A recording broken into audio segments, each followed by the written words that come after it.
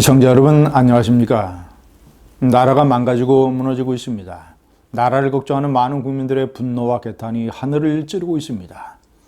그런데도 문재인 대통령은 청와대 구석에 숨어서 비겁하고 무능하니까 국민들에게 설명 한번 하지 못하고 기자회견 한번 갖지 못하고 그렇게 숨어 있습니다. 제가 조현옥 인사수석의 경질 발표를 보면서 정말이지 실소를 금치 못했습니다. 조현옥 인사수석은 인사 참사에 대한 책임을 지고 문책성 인사를 당하는 사람입니다. 그런 사람이 무슨 국민들 앞에 나서서 카메라 앞에 서서 후임자를 요란하게 추천을 합니까? 원래 대통령의 수석비서관을 임명하는 발표는 대통령이 직접 하는 겁니다. 왜냐? 자기 자신이 인사권자이기 때문에 비서실장이 대신해서도 안 됩니다. 대통령이 나서거나 아니면 대통령의 청와대 대변인이 내용을 발표를 하는 것입니다. 미국의 백악관은 그렇게 합니다. 그런데 슬쩍 이것은 인사수석을 문책성으로 바꾸는 것이기 때문에 그런 사과를 하는 이런 일을 조현옥 인사수석에게 맡기고 문재인 대통령은 비겁하게 또 커튼 뒤에 숨었습니다. 코미디 같은 발표. 무법천지 민노총 세상. 지금 건설 현장에서는 민노총과 한노총 소속 건설 근로자들이 서로 일감을 자신들에게 달라고 이런 집회를 하는 바람에 많은 건설 현장에서 건설 공사 차질이 빚어지고 있습니다. 어제 하루만 그런 건설 노조 관련 집회 신고가 40건이나 됐습니다. 어느 날은 민노총, 어느 날은 한노총이 집단적으로 집회를 벌이는 바람에 건설 공사가 많은 차질을 빚고 있습니다. 이것은 문재인 정권의 잘못된 경제 정책 때문에 경기 침체가 벌어지고 그래서 건설 현장 일감이 많이 줄어들고 피자가 작아지니까 민노총과 이 한노총 두 세력이 극단적인 투쟁을 벌이는 것입니다. 대우조선과의 합병에 반대하는 현대중공업 노조원들이 수천 명이 울산 시민들의 재산인 이 울산 이 문화회관을 점령을 했습니다. 만약에 경찰이 이들의 농성에 개입을 하거나 한다면 현대자동차 노조도 연대 파업을 벌이겠다고 협박하고 나섰습니다. 아무도 손을 대지 못하는 민노총의 폭력.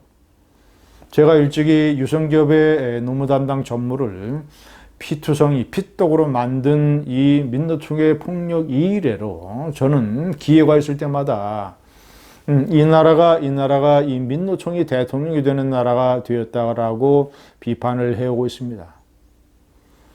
아무나 소리 지르는 세상.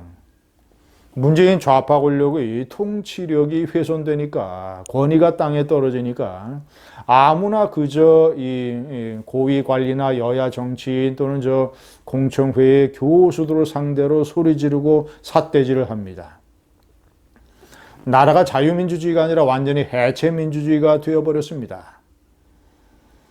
신도시 3기 건설을 위한 고양시의 공천회장에서 조금이라도 의견이 다른 발표자가 발표를 하려고 하면 시민들이 일어나서 소리 지르고 방해합니다.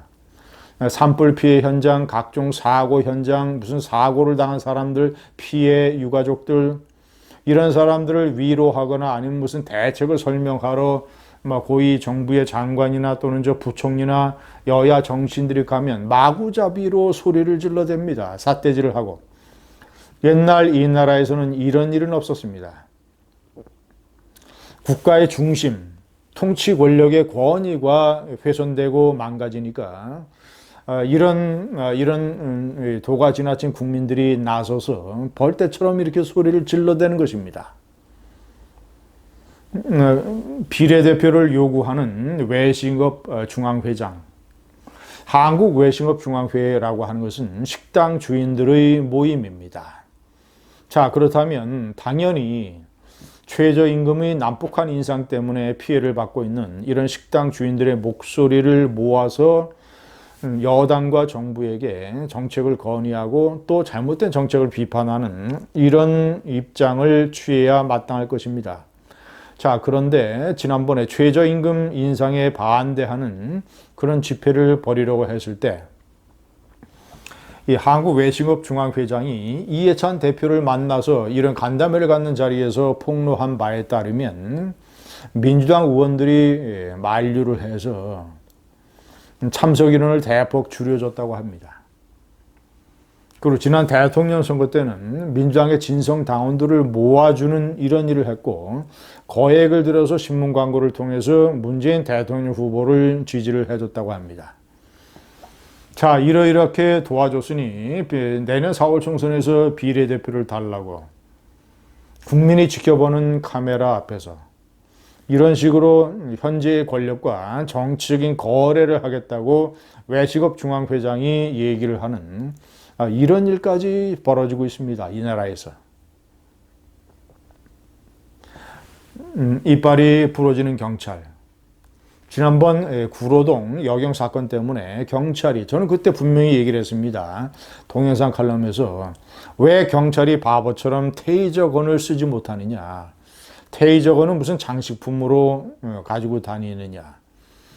저희가 그렇게 비판한 적이 있습니다만 며칠 후에 경찰이 대책을 발표했습니다. 앞으로 경찰이 폭행을 당하면 테이저건을 쏘겠다. 그런데 그런 발표를 한 직후에 현대중공업의 민노총 노조원들이 현대중공업 서울 본사 사무소에 난입하려고 했고 이거를 막는 경찰들에게 폭력을 휘둘러서 경찰들이 이빨이 부러지고 손목이 부러졌습니다.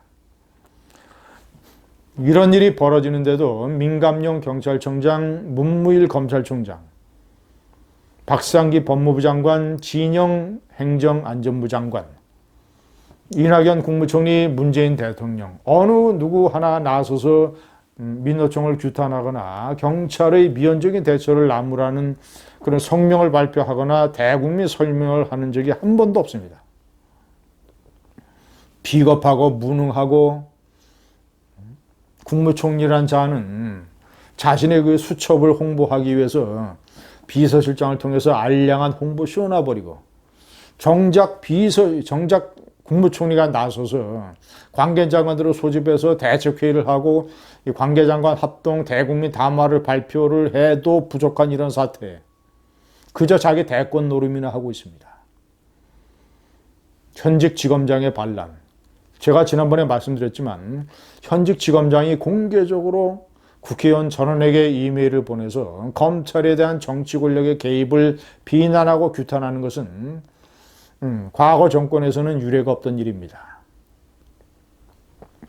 얼마나 문제가 심각했으면 초기에 국정원에 그때 기조실장이 사석에서 정말이지 이놈의 국정원이 문재인의 국정원이 해도 너무한다고 하고 사표를 던졌던 것처럼 정치 권력이 검찰에 대해서 얼마나 개입을 하고 검찰의 독립성이 얼마나 훼손이 됐으면 현직 지검장이 저런 식으로 반기를 들겠습니까? 일국의 정보기관장이라고 하는 국정원장이 일개 방송사 기자와 문자를 오랫동안 주고받았다는 사실이 폭로됐습니다. 서훈 국정원장, 양정철 민주정책연구원장, 이 회동에 참석했던 제3자, MBC의 북한 전문기자 김현경 기자가 언론 인터뷰에서 그렇게 얘기를 했습니다. 자기는 서울 원장과 오랫동안 문자를 주고받을 만큼 친한 사이였다. 때문에 그런 친한 사이끼리의 모임이었다. 이런 얘기였죠. 이 나라 국회의 정보위원장도 국정원장의 전화번호를 모릅니다.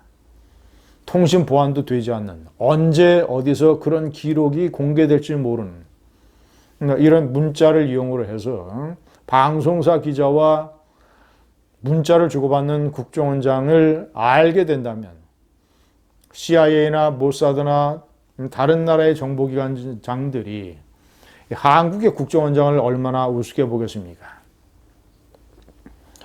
제일 기업인들의 고통, 이미 강제징용 판결 문제를 둘러싼 한일 간의 갈등이 그 불똥이 기업인들에게 튀고 있습니다. 일본 정부의 경제적 보복이 이미 시작된 것 같습니다.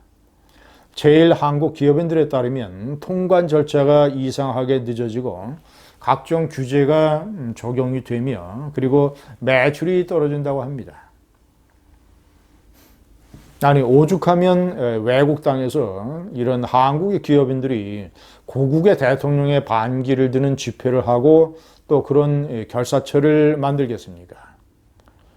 이런 외교 참사가 벌어져도 외교 참사, 경제 참사, 법과 질서의 와해, 제가 항상 얘기하는 이 나라의 머리와 팔 두 개와 다리 두 개가 몽땅 부러져 버리는 총체적 골절 상태가 진행이 되고 있는데 비겁하고 무능한 문재인 대통령은 청와대 구석에서 안락한 곳에서 김정숙 여사와 맛있는 음식을 먹으면서 즐기고 있고 국내 사정이 골치 아프면 훌쩍 외국 여행을 떠나게 됩니다. 국민 세금으로. 대통령 한 번 잘못 뽑아서 이 나라가 끔찍한 고생을 이렇게 하고 있습니다. 문재인은 이 죄를 어떻게 감당을 할까요? 감사합니다.